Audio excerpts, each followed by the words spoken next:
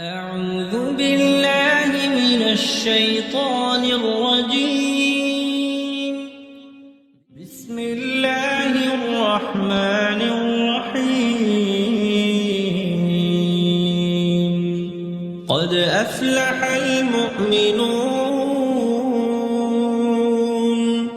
الذين هم في صلاتهم خاشعون والذين هم عن اللغو معرضون والذين هم للزكاة فاعلون والذين هم لفروجهم حافظون إلا على أزواجهم أو ما ملكت أيمانهم فإنهم غير ملومين فمن ابتغى وراء ذلك فأولئك هم العادون والذين هم لأماناتهم وعهدهم راعون والذين هم على صلواتهم يحافظون أولئك هم الوارثون الذين يرثون الفردوس هم فيها خالدون. അസ്സലാമു അലൈക്കും വറഹ്മത്തുള്ളാഹി വബറകാതുഹു. ഖുർആൻ പദം 1103 ദിവസത്തിലേക്ക് എല്ലാവരെയും ഹാർദമായി സ്വാഗതം ചെയ്യുന്നു. സൂറത്തുൽ മുഅ്മിനൂനിലെ 1 മുതൽ 11 വരെയുള്ള ആയത്തുകളുടെ റിവിഷനാണ് ഇന്ന് ഉദ്ദേശിക്കുന്നത്. ക്ലാസ് ആരംഭിക്കുന്നതിനായി ആദരണീയനായ ഡോക്ടർ എ വിലായത്തുള്ള സാഹിബിനെ ക്ഷണിക്കുന്നു. السلام عليكم ورحمة الله وبركاته. أعوذ بالله من الشيطان الرجيم. بسم الله الرحمن الرحيم. قد أفلح المؤمنون الذين هم في صلاتهم خاشعون والذين هم عن اللغو معرضون والذين هم للزكاة فاعلون والذين هم لفروجهم حافظون إلا على أزواجهم أو ما ملكت أيمانهم فإنهم غير ملومين فمن ابتغى وراء ذلك فأولئك هم العادون والذين هم لأماناتهم وعهدهم راعون والذين هم على صلواتهم يحافظون أولئك هم الوارثون الذين يرثون الفردوس هم فيها خالدون. صدق الله العلي العظيم. സൂറത്തുൽ മുഅ്മിനൂനിലെ 1 മുതൽ 11 വരെയുള്ള ആയത്തുകളാണ് ഞാൻ നിങ്ങളെ കേൾപ്പിച്ചിട്ടുള്ളത്. ഏതാനും ദിവസങ്ങളായി നമ്മൾ സൂറത്തുൽ മുഅ്മിനൂന്റെ പഠനത്തിലാണ്. 1 മുതൽ 11 വരെയുള്ള ആയത്തുകൾ നമ്മൾ ചർച്ച ചെയ്തിട്ടുണ്ട്. ഈ ഭാഗത്ത് പൊതുവായി ഇനിയും വിശദമാക്കപ്പെടേണ്ട ചില കാര്യങ്ങൾ അവശേഷിക്കുന്നുണ്ടാകാം. അതുമായി ബന്ധപ്പെട്ടുകൊണ്ടാണ് ഇന്ന് ഈ ആയത്തുകളുമായി ബന്ധപ്പെട്ട ശേഷിക്കുന്ന കാര്യങ്ങൾ പറഞ്ഞുകൊണ്ട് ഈ ഭാഗത്തിന്റെ പഠനം പൂർത്തിയാക്കാമെന്നാണ് വിചാരിക്കുന്നത്. അതിനെ തുടർന്നുള്ള 12-ാമത്തെ ആയത്ത് മുതൽ 3-4 ആയത്തുകൾ മനുഷ്യ സൃഷ്ടിപ്പിന്റെ വിവിധ ഘട്ടങ്ങളെ പരാമർശിച്ചുകൊണ്ടുള്ള വളരെ ശ്രദ്ധേയമായ ചില കാര്യങ്ങളാണ് കൈകാര്യം ചെയ്യുന്നത്. ഈ നമ്മളിപ്പോ വായിച്ചു വെച്ചിട്ടുള്ള ഈ 11 ആയത്തുകളിലായിട്ട് അള്ളാഹു സത്യവിശ്വാസികളുടെ ഏറ്റവും ശ്രദ്ധേയമായ സവിശേഷതകളാണ് എടുത്തു പറയുന്നത്. നിശ്ചയമായിട്ടും അവര് വിജയിച്ചിരിക്കുന്നു എന്ന് പറഞ്ഞുകൊണ്ട് ആ വിജയം കണ്ടെത്താനാവുന്ന, ജീവിത വിജയം കൈവരിക്കാൻ സാധിക്കുന്ന സത്യവിശ്വാസികളുടെ പ്രത്യേകതകൾ എന്തൊക്കെയാണ് എന്നതാണ് ഇവിടെ വിവരിക്കുന്നത്. 2-3 സുപ്രധാനമായ കാര്യങ്ങൾ ഇതുമായി ബന്ധപ്പെട്ടുകൊണ്ടുള്ളത്. നബി സല്ലല്ലാഹു അലൈഹി വസല്ലം ഒരു സമൂഹത്തിന്റെ സാംസ്കാരികമായി അവരെ വളർത്തിക്കൊണ്ടുവരുന്ന ഒരു പ്രക്രിയയിലാണ്. മക്കയിൽ പിന്നിട്ട ഏതാനും വർഷങ്ങള് നബി സല്ലല്ലാഹു അലൈഹി വസല്ലമയെ പിൻപറ്റാൻ സന്നദ്ധരായ ആളുകളെ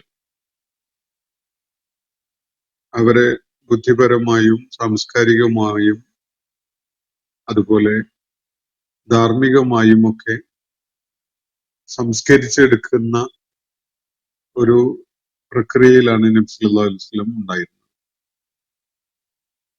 യുസക്കീഹിം വയുഅല്ലിമുഹുമുൽ കിതാബ എന്നൊക്കെയുള്ള വിധത്തില് നബി സല്ലല്ലാഹു അലൈഹി വസല്ലമയെ കുറിച്ച് തന്നെ ഖുർആൻ വിവരിക്കുന്നത് നമ്മൾ കണ്ടിട്ടുണ്ടാവും. അവരെ സംസ്കരിച്ച് കൊണ്ടുവരികയും അവരെ അള്ളാഹുവിന്റെ കിതാബ് പഠിപ്പിക്കുകയൊക്കെ ചെയ്യുന്ന കാര്യങ്ങളാണ് അവിടെ സൂചിപ്പിക്കപ്പെടുന്നത്. അപ്പോ അതിന്റെ ഭാഗമായിട്ട് മുഹമ്മദ് നബി സല്ലല്ലാഹു അലൈഹി വസല്ലം മുന്നോട്ട് വെക്കുന്ന ജീവിത ദർശനം പിന്തുടരുന്ന ആളുകൾ എന്തൊക്കെ സവിശേഷതകളുള്ളവരായിരിക്കും എന്നതാണ് ഇവിടെ ചൂണ്ടിക്കാണിക്കപ്പെടുന്നത്. വളരെ പോസിറ്റീവായ, വളരെ സൃഷ്ടിപരമായ ഒരു ജീവിത ദർശനം ഉൾക്കൊള്ളുന്ന, ഒരു ജീവിത ദർശനം മുന്നോട്ട് വെക്കുന്ന ഒരു പ്രവാചകന് മാത്രമേ അങ്ങനെ ഒരു സമൂഹത്തെ മൗൾഡ് ചെയ്ത് കൊണ്ടുവരാൻ സാധിക്കുകയുള്ളൂ. ആ പ്രവാചകൻ സത്യത്തെ അടിസ്ഥാനപ്പെടുത്തിക്കൊണ്ടുള്ള പ്രബോധന പ്രവർത്തനങ്ങൾ നിർവഹിക്കുന്ന ആളായാൽ മാത്രമേ അത് സാധിക്കുകയുള്ളൂ. അപ്പൊ നബി സല്ലല്ലാഹു അലൈഹി വസല്ലമയുടെ റിസാലത്തിന്, നുബൂവത്തിന് ഉള്ള ഒരു തെളിവ് കൂടിയാണ് അദ്ദേഹം ഇത്തരം മഹോന്നതമായ ഗുണങ്ങൾ ആർജിക്കുന്ന ആളുകളെയാണ് അദ്ദേഹത്തോടൊപ്പം കാണാൻ കഴിയുന്നത് എന്നാണ്. ഇവിടെ പരാമർശിക്കപ്പെട്ട വളരെ വിശിഷ്ടമായ ഗുണങ്ങൾ ആർജിക്കാൻ കഴിഞ്ഞ ആളുകൾ മനുഷ്യ സമൂഹത്തിൽ തന്നെ പ്രവാചകന്മാരുടെ അനുയായികളായിട്ടേ കാണാൻ സാധിക്കും. ഈ വക ധാർമ്മിക സദാചാര മൂല്യങ്ങളെ ഉയർത്തിപ്പിടിച്ചുകൊണ്ട് നിലകൊള്ളുന്ന ഒരു സമൂഹം തീർച്ചയായിട്ടും വളരെ പോസിറ്റീവായ ചില അടിത്തറകളിൽ രൂപപ്പെടുത്തപ്പെട്ടവരായിരിക്കും. അവരുടെ ബുദ്ധിപരമായ ദൈക്ഷണികമായ അടിത്തറ വളരെ ഫേമായത്, വളരെ കൃത്യമായത്, ശരിയായതായിരിക്കും. അതിനെ അടിസ്ഥാനപ്പെടുത്തിക്കൊണ്ട് ജീവിതത്തെ ക്രമപ്പെടുത്തുന്ന ഒരു സമൂഹത്തിന് മാത്രമേ ഈ വിവരണത്തിൽ വരുന്ന വിധത്തിലുള്ള ഉന്നതമായ സ്വഭാവ ഗുണങ്ങൾ ആർജിക്കാൻ സാധിക്കുകയുള്ളൂ. അങ്ങനെയുള്ള സ്വഭാവ ഗുണങ്ങൾ ആർജിച്ച ആളുകളാണ് നബി സല്ലല്ലാഹു അലൈഹി വസല്ലമയോടൊപ്പം അന്ന് നിലകൊള്ളുന്നുണ്ടായിരുന്നത്. വളരെ ചുരുങ്ങിയ കാലം കൊണ്ട് തന്നെ അവര് ആ ഒരു സ്വഭാവ വൈശിഷ്ട്യം ഉള്ളവരായി, വളരെ ഉയർന്ന സദാചാര ധാർമ്മിക ബോധം കാണിക്കുന്നവരായി വളർന്നിരുന്നു എന്നതാണ് ഇവിടെ സൂചിപ്പിക്കപ്പെടുന്ന കാര്യം. നബി സല്ലല്ലാഹു അലൈഹി വസല്ലമയുടെ നുബുവത്തിന്, റിസാലത്തിന് ഉള്ള ഒരു തെളിവ് കൂടിയായിട്ട് അതിനെ മനസ്സിലാക്കാൻ സാധിക്കും.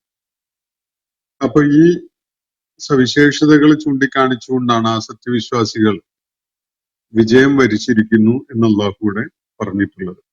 അതിൽ രണ്ടാമത്തെ ആയത്തിൽ സൂചിപ്പിച്ച ഫീ സ്വലാത്തിഹിം ഖാശിഊൻ എന്ന പ്രയോഗം നമ്മൾ കൃത്യമായിട്ട് മനസ്സിലാക്കിയിട്ടുണ്ടായി.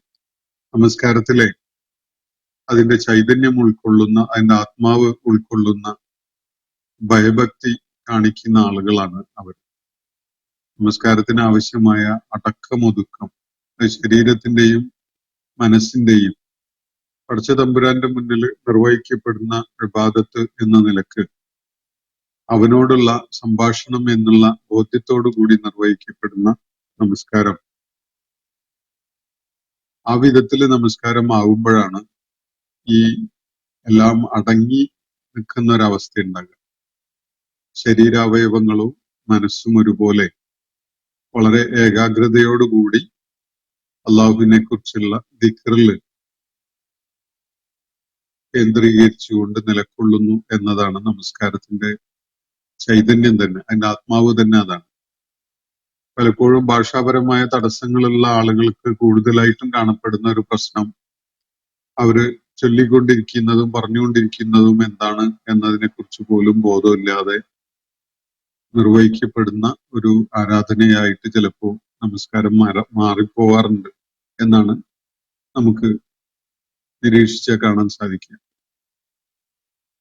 നമസ്കാരം അങ്ങനെയുള്ള ഒരു കേവലമായ ശരീരത്തിന്റെ ചില ചേഷ്ടകളല്ല, മറിച്ച് വളരെ ഏകാഗ്രതയോടുകൂടി പടച്ച തമ്പുരാന്റെ മുന്നിൽ അവനോട് സംഭാഷണം ചെയ്യുന്ന വിധത്തിൽ നിർവഹിക്കപ്പെടുന്ന ഒരു കാര്യമാണ്.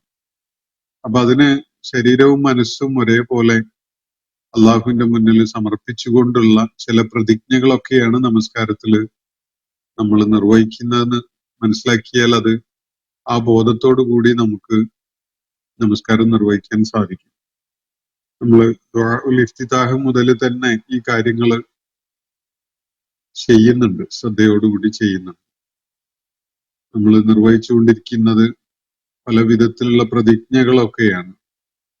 എന്റെ മുഖത്തെ ഞാൻ തിരിച്ചു വെച്ചിരിക്കുന്നു എന്ന് പറഞ്ഞുകൊണ്ട് വജ്ജഹ്തു വജ്ഹിയ ലില്ലദീ ഫത്തറസ് സമാവാതി വൽ അർദ്, ആകാശങ്ങളെയും ഭൂമിയെയും ഒക്കെ രൂപകൽപ്പന ചെയ്ത അള്ളാഹുവിന്റെ മുന്നിൽ, റബ്ബിന്റെ മുന്നിൽ ഞാൻ എൻ്റെ മുഖത്തെ സമർപ്പിച്ചിരിക്കുന്നു എന്ന് പറഞ്ഞുകൊണ്ടൊക്കെയാണ് നമ്മൾ ഈ ആരാധനാ കർമ്മം നിർവഹിച്ചു തുടങ്ങുന്നത്. പക്ഷെ പലപ്പോഴും ശ്രദ്ധയില്ലായ്ക കാരണമായിട്ട് മനസ്സ് പലയിടത്തേക്കും അങ്ങനെ വ്യാപരിക്കുന്ന, സഞ്ചരിക്കുന്ന ഈ സംഗതികളിൽ നിന്ന് വലിയ വിസ്മൃതി ഉണ്ടായ പോലെ, ഇതിനെക്കുറിച്ചുള്ള ബോധമില്ലാത്ത വിധത്തിലൊക്കെ നിർവഹിക്കപ്പെടുന്ന പോലെയുള്ള അവസ്ഥകളൊക്കെ കടന്നു വരുന്നുണ്ടാകാം. എന്തായാലും അത്തരം സംഗതികളൊക്കെ നമസ്കാരത്തിന്റെ ചൈതന്യത്തെ തകരാറാക്കുന്ന കാര്യമാണ്. അതുകൊണ്ട് എപ്പോഴും നല്ല ജാഗ്രത ഇക്കാര്യത്തിൽ വേണ്ടതുണ്ട് എന്നതാണ് നമ്മൾ ഇതിന് മനസ്സിലാക്കാൻ നമുക്ക് സാധിക്കുന്ന ഒരു കാര്യം. അതുപോലെ അനാവശ്യമായ, പ്രയോജനകരമല്ലാത്ത ദൂഷ്യഫലങ്ങൾ മാത്രം ഉളവാക്കുന്ന, പോസിറ്റീവായ ഒരു ഗുണവുമില്ലാത്ത സംഗതികളാണ് ലഘുവ് എന്ന് പറയുന്നത്. കെടുകാര്യങ്ങൾ എന്നാണ് ചിലപ്പോഴൊക്കെ മലയാളത്തിൽ അതിനെ വിവർത്തനം ചെയ്ത് കണ്ടിട്ടുള്ളത്.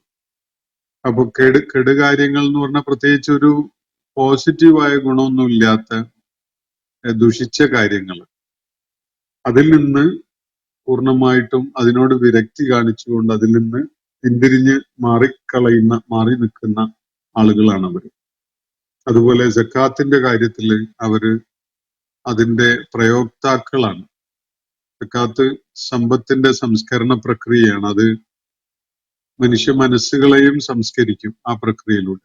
അത് സമൂഹത്തിൽ നടപ്പാക്കുന്ന, അത് ഒരു വ്യവസ്ഥയായിട്ട് ആ സംസ്കരണ പ്രക്രിയ സാമ്പത്തികമായ ഒരു അച്ചടക്കം പാലിക്കാൻ വേണ്ടി മനുഷ്യ സമൂഹത്തിന് സാഹചര്യം ഒരുക്കിക്കൊണ്ട്, അതിന് പ്രേരിപ്പിച്ചുകൊണ്ടും, അതിന്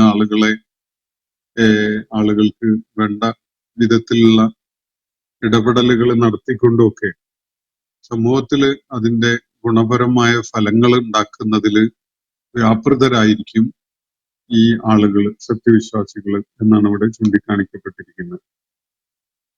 അതുപോലെ വ്യക്തിപരമായി ഓരോരുത്തർക്കും ശ്രദ്ധ പതിയേണ്ട ഒരു കാര്യമാണ് തുടർന്ന് പറഞ്ഞിരിക്കുന്ന വല്ലദീന ഹും ലിഫുറൂജിഹിം ഹാഫിളൂൻ എന്ന് പറഞ്ഞിരിക്കുന്ന കാര്യം. ഫുറൂജ് എന്ന് പറഞ്ഞാൽ ലൈംഗികാവയവങ്ങളാണ് ഉദ്ദേശിക്കുന്നത്.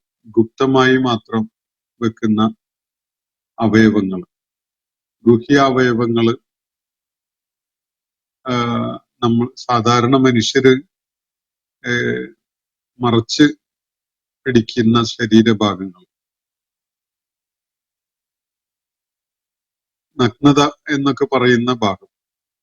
അപ്പൊ ഈ ഭാഗങ്ങളുടെ കാര്യത്തില് വളരെ ശ്രദ്ധയുള്ളവര്, അതിന്റെ ഒരു ചിട്ടയും വ്യവസ്ഥയും പാലിക്കുന്നവര് ആയിരിക്കും അവര് എന്നാണ് ഇവിടെ സൂചിപ്പിക്കപ്പെട്ടിട്ടുള്ളത്.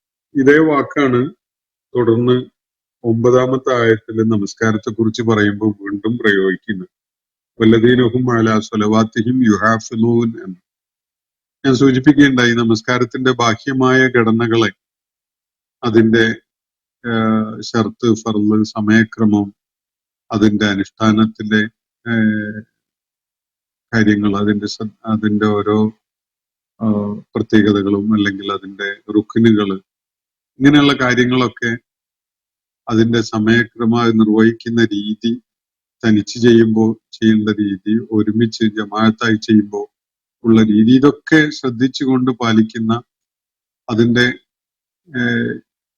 അക്കാര്യത്തില് സൂക്ഷ്മതയോടുകൂടി അതിനെ നിർവഹിക്കുന്ന ഒരു കാര്യമാണ് അവിടെ ചൂണ്ടിക്കാണിക്കുന്നത്. അതേ വാക്കാണ് ഇവിടെ ലിഫുറൂജിഹിം ഹാഫിലൂൻ എന്ന് പറഞ്ഞപ്പോഴും ഉപയോഗിച്ചിട്ടുള്ളത്. ഹാഫിൽ എന്ന് പറഞ്ഞ അതേ വാക്ക് തന്നെയാണ്. അപ്പൊ തങ്ങളുടെ ഗുഹ്യാവയവങ്ങളുടെ കാര്യത്തില് വളരെ ശ്രദ്ധയുള്ളവർ, കരുതലുള്ളവരായിരിക്കും അവർ. എന്ന് പറഞ്ഞാൽ അവയുടെ ദുരുപയോഗം, തെറ്റായ വിധത്തില് ആ അവയവങ്ങള് രണ്ട് തലക്ക് അത് വായിക്കപ്പെട്ടത് ഞാൻ ചൂണ്ടിക്കാണിച്ചിട്ടുള്ളതാണ്. ഒന്ന്, നഗ്നത വെളിപ്പെടാതെ അതിനെ കാത്തു സംരക്ഷിക്കുന്ന സ്വഭാവമുള്ള വസ്ത്രധാരണം വേണ്ട വിധത്തിൽ നിർവഹിക്കുന്ന ആളുകൾ. രണ്ടാമത്തത്, അവയവങ്ങളുടെ ഉപയോഗപ്പെടുത്തൽ ലൈംഗിക ആവശ്യങ്ങൾക്ക് പോലും ഉള്ളത്. ഇക്കാര്യത്തില് അതിന്റെ ഒരു ഡിസിപ്ലിൻ ഫോളോ ചെയ്യുന്നവരാണ് അവർ എന്നാണ് ഇവിടെ സൂചിപ്പിക്കപ്പെടുന്നത്.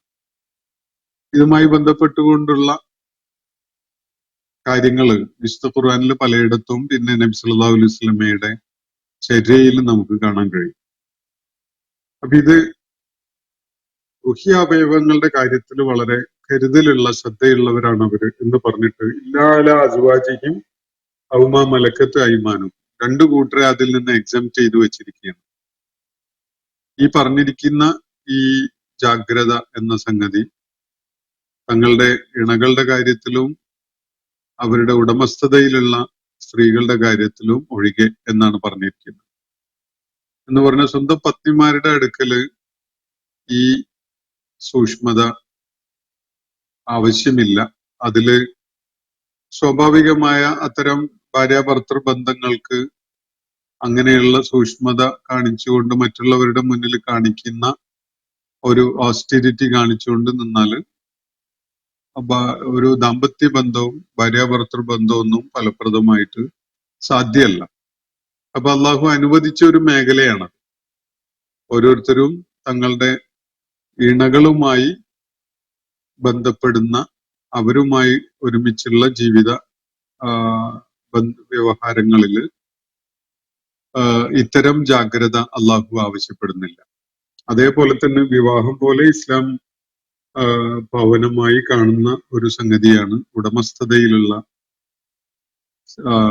സ്ത്രീകൾ എന്ന് പറയുന്നത്. അത് സാമൂഹ്യ സാഹചര്യങ്ങൾ അനുസരിച്ചാണ് നിലനിൽക്കുക. പഴയകാലത്ത് വളരെ വ്യാപകമായി ഉണ്ടായിരുന്ന ഒരു സംഗതിയാണ്. യുദ്ധവും അതുപോലെയുള്ള സാഹചര്യങ്ങളിലൊക്കെ യുദ്ധത്തടവുകാരായി പിടിക്കപ്പെടുന്നവരും അതുപോലെ ഓരോരുത്തരുടെയും ഉടമസ്ഥതയിൽ വരുന്ന സ്ത്രീകളും ഒക്കെ തന്നെ ഇവരുടെ കാര്യത്തില് ആരുടെ ഉടമസ്ഥതയിലാണോ അവര് ഉള്ളത്, ആ പുരുഷനെ സംബന്ധിച്ചിടത്തോളം അവർക്ക് ഭാര്യമാരുടെ അതേ സ്റ്റേറ്റസിൽ നിന്നുകൊണ്ട് ഇവരുമായി ശാരീരിക ബന്ധം അനുവദനീയമാണ് എന്നാണ് ഇവിടെ സൂചിപ്പിക്കപ്പെടുന്നത്. എന്നാൽ അതേ സ്ത്രീകൾക്ക് അവരുടെ ഉടമകളുമായിട്ടല്ല, അവരെ പുറത്ത് മറ്റാർക്കെങ്കിലും പത്നിമാരായിട്ട് നൽകുകയാണെങ്കിൽ അതിന് അവർക്ക് നിക്കാഹ് ചെയ്തു കൊടുക്കണം എന്നുള്ളതാണ് ഖുർആന്റെ നിർദ്ദേശം. ഞാൻ അതിന് പിൻബലമായിട്ടുള്ള ആയത്ത് കഴിഞ്ഞ ദിവസം നിങ്ങളുടെ ശ്രദ്ധയിൽ കൊണ്ടുവരികയുണ്ടായിട്ടുണ്ട്. അപ്പോ മറ്റുള്ളവരാണ് അവരെ സ്വീകരിക്കുന്നതെങ്കിൽ അവരെ വിവാഹം ചെയ്തു കൊടുക്കൽ ആവശ്യമാണ്. ഇവിടെ വലത് കൈ ഉടമപ്പെടുത്തിയവർ എന്ന പ്രയോഗം തന്നെ വളരെ പാവനമായ ഒരു പ്രയോഗമാണ്. യഥാർത്ഥത്തില് സമൂഹത്തിൽ നിലവിലുണ്ടായിരുന്ന ഒരു അടിമത്തം എന്ന നിലക്കല്ല അള്ളാഹു അതിനെ നോക്കിക്കാണുന്നത്. മറിച്ച് ചുമതല ഏൽപ്പിക്കപ്പെട്ടവരാണ് അവർ. അവരുടെ കാര്യത്തില് അള്ളാഹു നിശ്ചയിച്ച ചുമതലകൾ നിർവഹിക്കാൻ ഉത്തരവാദിത്തമുള്ള ആളുകളാണ് ഈ ഉടമകൾ. വിവാഹം വളരെ പാവനമായ ഒരു സംഗതിയാണ്. അതേപോലെയുള്ള ഒരു പാവനത്വം ഈ ഉടമ ആയിട്ട് ഏൽപ്പിക്കപ്പെടുന്ന ആളുടെ കാര്യത്തില് ഏൽപ്പിക്കപ്പെടുന്ന ആ ഉത്തരവാദിത്വം ഏൽക്കുന്ന ആള് അവരുടെ കീഴിലുള്ള ഈ സ്ത്രീകളുടെയോ അതുപോലെ തന്നെ ബാക്കി അവരുടെ ഉത്തരവാദിത്വത്തിലുള്ള പുരുഷന്മാരുടെ കാര്യത്തിൽ വേറെ ഉത്തരവാദിത്തങ്ങളുണ്ട്. അപ്പോ അത് നിർവഹിക്കപ്പെടേണ്ടതാണ്. അപ്പൊ ഇക്കാര്യത്തില് ഒരു നിലക്കും ലൈംഗികത അവരുടെ മേൽ അടിച്ചേൽപ്പിക്കുക എന്നൊരു സംഗതി ഇസ്ലാം അനുവദിക്കുന്നില്ല. അത് ഭാര്യമാരുടെ കാര്യത്തിലായാലും അങ്ങനെയില്ല. എന്നാൽ അവരുമായി ശാരീരിക ബന്ധം ഇസ്ലാം അനുവദിക്കുന്ന ഒരു കാര്യമാണ് എന്നതാണ് ഇവിടെ സൂചിപ്പിക്കുന്നത്. വല്ലദീനഹും ലിഫുറൂജിഹിം ഹാഫിളൂൻ ഇല്ലാ അലാ അസ്വാജിഹിം ഔ മാ മലക്കത്ത് അയ്മാനുഹും. അങ്ങനെ ഫഇന്നഹും ഗൈറു മലൂമീൻ. ഭാര്യമാരുടെ കാര്യത്തിലും അതുപോലെ തങ്ങളുടെ ഉടമസ്ഥതയിലുള്ള സ്ത്രീകളുടെ കാര്യത്തിലും അത്തരം ശാരീരിക ബന്ധം ഉണ്ടാകുന്നതിന്റെ പേരിൽ അവര് ആക്ഷേപാർഹരല്ല എന്നാണ് ഇവിടെ വ്യക്തമാക്കപ്പെടുന്ന കാര്യം. അത് സംബന്ധമായിട്ട് ഒരുപാട് ശ്രദ്ധിക്കപ്പെടേണ്ടതായ ഇസ്ലാമിന്റെ നിയമങ്ങളുണ്ട്. ഇത്തരം ബന്ധങ്ങൾ അതിനെ തുടർന്ന് അവരില് കുഞ്ഞുങ്ങൾ ഉണ്ടാവുകയാണെങ്കിൽ ആ കുട്ടികളുടെ സ്റ്റേറ്റസ്, പ്രസവം സംഭവിച്ചതിന് ശേഷം ആ സ്ത്രീയുടെ സ്റ്റേറ്റസ് തുടങ്ങിയിട്ടുള്ള കാര്യങ്ങളിൽ ഇസ്ലാമിന്റെ മാർഗദർശനം കൃത്യമായിട്ട് നബി സല്ലല്ലാഹു അലൈഹി വസല്ലം പഠിപ്പിച്ചു തന്നത് നമുക്ക് കാണാൻ കഴിയും. എന്റെ ഓർമ്മ ശരിയാണെങ്കിലും മുമ്പൊരിക്കലും നമ്മളത് വിശദമായിട്ട് പ്രതിപാദിച്ചിട്ടുള്ളതാണ്. ഞാൻ അത്തരം വിശദാംശങ്ങളിലേക്ക് ഇപ്പോ പോകുന്നില്ല. അപ്പോ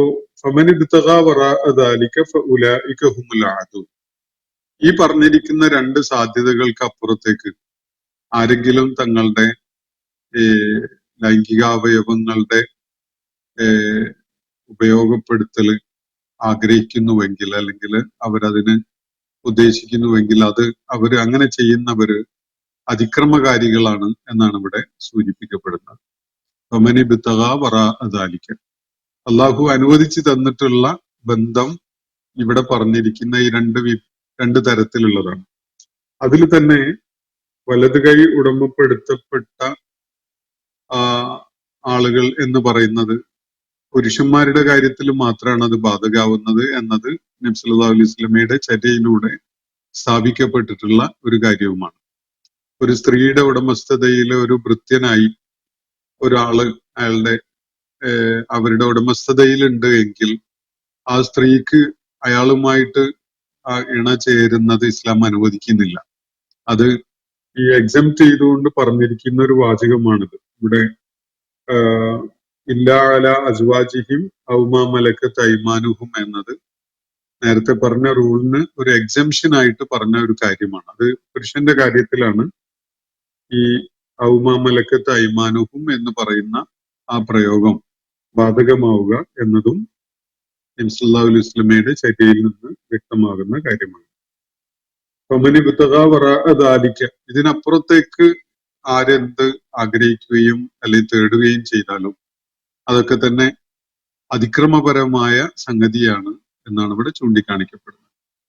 അതുകൊണ്ട് വ്യഭിചാരം, അതുപോലെ സ്വവർഗരതി, അതുപോലെ മൃഗഭോഗം, ഇങ്ങനെയുള്ള വൃത്തികേടുകൾ, സദാചാര വിരുദ്ധമായ പ്രവർത്തനങ്ങൾ, ഇതൊന്നും തന്നെ ഇസ്ലാം അംഗീകരിക്കുന്നില്ല. അതൊക്കെ വലിയ പാപങ്ങളായിട്ടാണ് ഇസ്ലാം കണക്കാക്കുന്നത്. ഈ സ്വയംഭോഗം പോലും ഈ ഗണത്തിലാണ് ധാരാളം പണ്ഡിതന്മാർ കാണുന്നത്. പക്ഷെ അത് പൊറുക്കപ്പെടുന്ന ഒരു പാപമാണ് എന്നുള്ള നിലക്ക് കാണുന്ന പണ്ഡിതന്മാരെയും നമുക്ക് കാണാൻ സാധിക്കും. എന്തായാലും അതിനെ പ്രോത്സാഹിപ്പിക്കുന്ന ഒരു നിലപാട്, ഒരു നടപടി ഇസ്ലാം എവിടെയും നമുക്ക് പഠിപ്പിച്ചു തരുന്നില്ല എന്നതാണ് വസ്തുത. അതേപോലെ തന്നെ ഈ ഇതുമായി ബന്ധപ്പെട്ടുകൊണ്ടുള്ള ചർച്ചയിൽ ഉയർന്നു വരുന്ന ഒരു വിഷയമാണ് ഒരു താൽക്കാലിക വിവാഹം എന്നൊരു പ്രതിഭാസം ചിലയിടത്തൊക്കെ നിലനിൽക്കുന്നുണ്ടായിരുന്നു പഴയ കാലത്തും പിന്നീട് ചില സമൂഹങ്ങളിലൊക്കെ. മുത്വ മാരേജ് എന്ന് പറയാറുണ്ട്. മുത്വത്തുൻ നിക്കാഹ് എന്നുള്ള നിലക്ക് വിവരിക്കപ്പെടുന്ന കാര്യം. അത് ഒരു സ്ത്രീയെ നമ്മുടെ ഒരു പക്ഷേ യുദ്ധ കാലഘട്ടങ്ങളിലോ വേറെ എന്തെങ്കിലും ആവശ്യത്തിന് വിദൂര സ്ഥലങ്ങളിൽ പോകേണ്ടി വരുമ്പോഴൊക്കെ തന്നെ ഏതാനും മാസങ്ങളോ ഏതാനും വർഷങ്ങളൊക്കെ ഒരുമിച്ച് കഴിയാനുള്ള ഒരു അനുമതി എന്നുള്ള നിലക്ക് ആണ് നോക്കിക്കണ്ടിരുന്നത്. അങ്ങനെ ഒരു വിവാഹ ബന്ധം ഇസ്ലാം അനുവദിക്കുന്നില്ല. നബി സല്ലല്ലാഹു അലൈഹി വസല്ലം അത് ഹജ്ജത്തുൽ വദാഇന്റെ സന്ദർഭത്തിൽ അത് വിലക്കിയിട്ടുണ്ട്. അത് ഹറാമായി പ്രഖ്യാപിച്ചിട്ടുണ്ട്. ഷിയ സമൂഹത്തില് അതിനിപ്പോഴും അവരുടെ ശാസ്ത്ര പണ്ഡിതന്മാര് അനുവാദം നൽകുന്ന നിയന്ത്രിതമായ വിധത്തില് അനുവാദം നൽകുന്ന കാണാൻ സാധിക്കും. പക്ഷെ അത് ഇസ്ലാമിക നിയമപ്രകാരം നബി സല്ലല്ലാഹു അലൈഹി വസല്ലമയുടെ ചര്യയിൽ തന്നെ അവസാന ഘട്ടത്തില് വിലക്ക് ഏർപ്പെടുത്തിയിട്ടുള്ള ഹറാമായി നിശ്ചയിക്കപ്പെട്ട സംഗതിയാണ് എന്നതിനാൽ ഇത് സംബന്ധമായ ചില അഭിപ്രായ ഭിന്നതകളൊക്കെ നിലനിൽക്കുന്നുണ്ട്. വളരെ അനിവാര്യമായ ഘട്ടങ്ങളിൽ അത് ആകാവുന്നതാണ് എന്നൊക്കെയുള്ള നിലക്ക് ചില പണ്ഡിതന്മാർ ചൂണ്ടിക്കാണിക്കേണ്ടായിട്ടുണ്ട്. അബ്ദുല്ലാഹിബ്നു അബ്ബാസ് റളിയല്ലാഹു അൻഹുവിന്റെ ഒരു നിലപാട് തുടക്കത്തിൽ അങ്ങനെയായിരുന്നു. പക്ഷെ അത് ജനങ്ങള് ദുരുപയോഗപ്പെടുത്തുന്ന ഒരു സംഗതിയെക്കുറിച്ച് ബോധ്യം വന്നപ്പോൾ അദ്ദേഹം ആ ഫത്വ പിൻവലിക്കുകയാണ് ഉണ്ടായിട്ടുള്ളത്. അതുകൊണ്ട് അതിന്റെ ഒരു പ്രശ്നം എന്താന്ന് പറഞ്ഞാൽ സമ്പന്നരായ ആളുകൾക്ക് ദരിദ്രരായ സ്ത്രീകളെ ചൂഷണം ചെയ്യാനുള്ള ഒരു വാതിൽ തുറന്നിടലായിട്ട് അത് മാറി എന്നതാണ്. ആരും തന്നെ താൽക്കാലിക വിവാഹത്തിന് സ്വന്തം മക്കളെയോ പെൺമക്കളെയോ അല്ലെങ്കിൽ സഹോദരിമാരെയോ ഒന്നും കല്യാണം കഴിച്ചു കൊടുക്കൂല.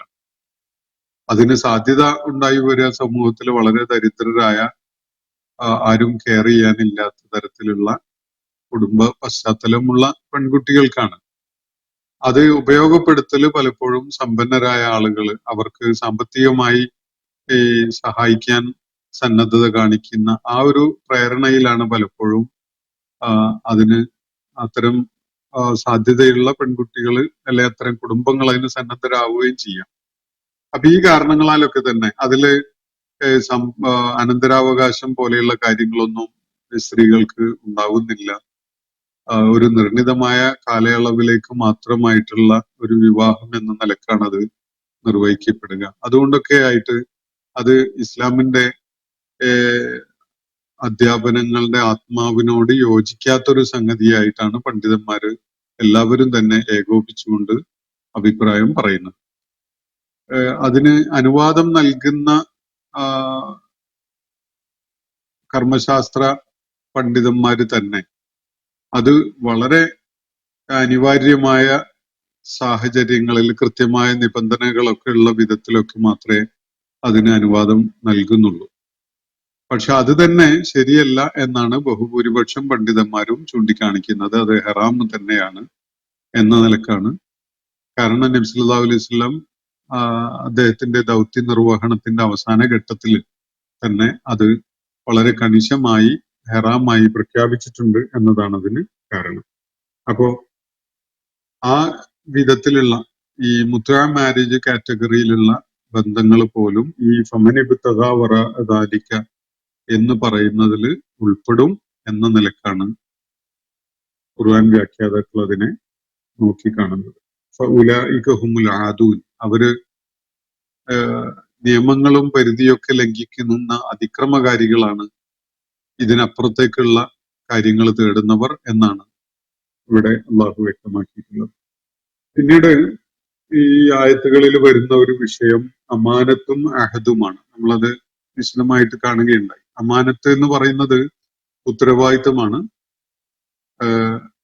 അത് അള്ളാഹു ചുമതലപ്പെടുത്തിയ ഉത്തരവാദിത്തങ്ങളുണ്ട്. സമൂഹത്തിന്റെ കൂട്ടായ തീരുമാനങ്ങൾ കാരണമായിട്ട് വന്നു ചേരുന്ന ഉത്തരവാദിത്തങ്ങളുണ്ട്, വ്യക്തികൾ എന്നുള്ള നിലക്കുള്ള ഉത്തരവാദിത്തങ്ങളും ഉണ്ട്. ഇതാണ് അമാനാത്ത് എന്നതുകൊണ്ട് ഉദ്ദേശിക്കപ്പെടുന്നത്. ഈ ഉത്തരവാദിത്തങ്ങളെ ചുമതല ബോധത്തോടു കൂടി നിർവഹിക്കുന്നവരായിരിക്കും ഈ വിജയം വരിക്കുന്ന സത്യവിശ്വാസികൾ എന്നാണ് ചൂണ്ടിക്കാണിക്കപ്പെടുന്ന കാര്യം. അതുപോലെ അഹദ് എന്നത് ഓരോരുത്തരും നിർവഹിക്കുന്ന കരാറുകളാണ്. ആരുമായിട്ടും ഏർപ്പെടുന്ന കരാറ് അഹദിന്റെ പരിധിയിൽ വരുന്നതാണ്. ഒരാൾക്ക് വാക്ക് കൊടുത്തു കഴിഞ്ഞാൽ, ശപഥം ചെയ്താൽ, ഒരാളോട് കരാറ് ചെയ്താൽ ആ കരാറ് പാലിക്കുക എന്നത് സത്യവിശ്വാസികളുടെ എടുത്തു പറയേണ്ട ഗുണങ്ങളിൽ പെട്ടതാണ് എന്നതാണ്. അവരതിനു വേണ്ടി എന്ത് പ്രയത്നവും ചെയ്തുകൊണ്ടിരിക്കും കരാറ് പാലിക്കാൻ വേണ്ടി. എത്ര തന്നെ നഷ്ടമുണ്ടായാലും അത് തങ്ങൾക്ക് തന്നെ എന്തൊക്കെ ദ്രോഹം വരുത്തുന്നതാണെങ്കിലും കരാറ് ചെയ്തിട്ടുണ്ടെങ്കിൽ അത് പാലിക്കുക എന്നതാണ് സത്യവിശ്വാസികളുടെ എടുത്തു പറയാവുന്ന ഒരു ലക്ഷണം. പിന്നീടുള്ള ഒരു വിഷയം വല്ലദീനഹും അലാ സ്വലവാത്തിഹിം യുഹാഫിളൂൻ, അവരുടെ നമസ്കാരങ്ങളുടെ നിർവഹണത്തിന്റെ കാര്യത്തിൽ വളരെ ജാഗ്രതയും ശ്രദ്ധയും ഉള്ളവരായിരിക്കും അവര് എന്നതാണ്. ഇവിടെ സ്വലാത്ത് എന്നല്ല സ്വലവാത്ത് എന്നാണ് ഉപയോഗിച്ചിരിക്കുന്നത്, ബഹുവചനാണ്. അത് സൂചിപ്പിക്കുന്നത് നമസ്കാരത്തിന്റെ എല്ലാ നമസ്കാരങ്ങളുടെയും സമയക്രമവും നിബന്ധനയും അതുപോലെയുള്ള കാര്യങ്ങളും ഒക്കെ വളരെ ജാഗ്രതയും ശ്രദ്ധയും ഒക്കെ കാണിച്ചുകൊണ്ട് നിർവഹിക്കുന്നവരാണ് എന്ന നിലക്കാണ്. നമസ്കാരത്തിന്റെ ചൈതന്യവും ആത്മാവുമായി ബന്ധപ്പെട്ടുകൊണ്ടുള്ള ഭയഭക്തിയുടെ കാര്യമാണ് മുകളിലെ രണ്ടാമത്തെ ആയത്തില് സൂചിപ്പിക്കപ്പെടുകയുണ്ടായത്. ഇവരാണ് ഉലായികഹുമുൽ വാരിസൂൻ, ഇവരാണ് അനന്തരാവകാശികൾ, അനന്തരമെടുക്കുന്നവർ. അല്ലദീന യരിസൂനൽ ഫിർദൗസ ഹും ഫീഹാ ഖാലിദൂൻ, ഫിർദൗസിനെ അനന്തരമെടുക്കുന്നവർ ഇവരാണ്, അതില് നിത്യമായിട്ട് വസിക്കുന്നവരുമായിരിക്കും എന്നാണ് ഈ അവസാനത്തെ ആയത്തിൽ സൂചിപ്പിക്കുന്ന കാര്യം. ഈ ഫിർദൗസിനെ കുറിച്ച് നമ്മൾ വിശദമായിട്ട് ഇന്നലെ മനസ്സിലാക്കിയിട്ടുണ്ടായി. എല്ലാ സംസ്കൃതികളിലും തന്നെ ലോകത്തെ വളരെ ഭാഷകളിൽ ഈ പ്രയോഗം കാണാൻ സാധിക്കും. അതൊക്കെ ദൈവികമായി അവതരിപ്പിക്കപ്പെട്ട വേദങ്ങളിൽ നിന്ന് വന്ന ഭാഷയിലേക്ക് വന്നിട്ടുള്ള പദങ്ങളായിരിക്കാനാണ് സാധ്യതയുള്ളത്. എല്ലാ പൗരാണിക സംസ്കാരങ്ങളുടെയും അതുമായി ബന്ധപ്പെട്ടുകൊണ്ടുള്ള ഭാഷകളിലും ഈ വാക്ക് ഫിർദൗസ് എന്ന വിധത്തിൽ മനസ്സിലാക്കാൻ കഴിയുന്ന സമാനതയുള്ള വാക്കുകൾ വളരെ സുമോഹനമായ വിശാലതയും സ്വാസ്ഥ്യവും സമാധാനവും ഒക്കെ അനുഭവിക്കാൻ കഴിയുന്ന ഒരു ഉദ്യാന തുല്യമായ ഒരു ഇടത്ത് മനുഷ്യന് അങ്ങനെ ഒരു ഇടത്തിൽ മനുഷ്യന് താമസിക്കാൻ കഴിയുന്നതിനെ കുറിച്ചുള്ള ഒരു പരാമർശം. സ്വർഗം എന്ന് അല്ലെങ്കിൽ നമ്മള് ജന്നത്തുൽ ഫിർദൗസ് എന്നൊക്കെയുള്ള നിലക്ക് വിവരിക്കാറുള്ള കാര്യമാണിത്. അപ്പോ ജന്നത്തുൽ ഫിർദൗസിന്റെ അനന്തരാവകാശികളാകാൻ പോകുന്ന ആളുകൾ ഈ സത്യവിശ്വാസികളാണ് എന്നാണ് അല്ലാഹുവിടെ ചൂണ്ടിക്കാണിക്കുന്നത്. അപ്പൊ ഇത്രയും കാര്യങ്ങളാണ് ഈ 11 ആയത്തുകളുമായി ബന്ധപ്പെട്ടുകൊണ്ട് നിങ്ങളെ ശ്രദ്ധയിൽ കൊണ്ടുവരാൻ ഉദ്ദേശിച്ചിരുന്നത്. ചില ആയത്തുകളുമായി ബന്ധപ്പെട്ടുകൊണ്ട് അതിനെ തുടർ ചർച്ചകളും അതുപോലെയുള്ള വ്യത്യസ്ത അഭിപ്രായങ്ങളൊക്കെ ഇതുമായി ബന്ധപ്പെട്ട് ധാരാളം കാണാൻ സാധിക്കും. സൂക്ഷ്മതയോടുകൂടി അത്തരം ചർച്ചകളെയും വിലയിരുത്തലുകളെയും വിശദീകരണങ്ങളെയും നമ്മൾ പഠനവിധേയമാക്കിക്കൊണ്ടുള്ള ഒരു നിലപാടിലേക്കാണ് നമ്മൾ എല്ലാവരും എത്തിച്ചേരേണ്ടത് എന്ന് മാത്രം സൂചിപ്പിച്ചുകൊണ്ട് ഇന്നത്തെ സെഷൻ ഞാനിവിടെ അവസാനിപ്പിക്കുകയാണ്. വാഖിർ ദഅ്വാന അനിൽ ഹംദുലില്ലാഹി റബ്ബിൽ ആലമീൻ. അസ്സലാമു അലൈക്കും വറഹ്മത്തുള്ളാഹി വബറകാതുഹു. ഇന്നത്തെ ഖുർആൻ പദം ഇവിടെ സമാപിക്കുന്നു. ഖുർആൻ പഠനത്തിൽ പങ്കെടുത്ത എല്ലാവർക്കും അല്ലാഹു അർഹമായ പ്രതിഫലം നൽകി അനുഗ്രഹിക്കട്ടെ. വആഖിർ ദഅ്വാന അനിൽ ഹംദുലില്ലാഹി റബ്ബിൽ ആലമീൻ. അസ്സലാമു അലൈക്കും വറഹ്മത്തുള്ളാഹി വബറകാതുഹു.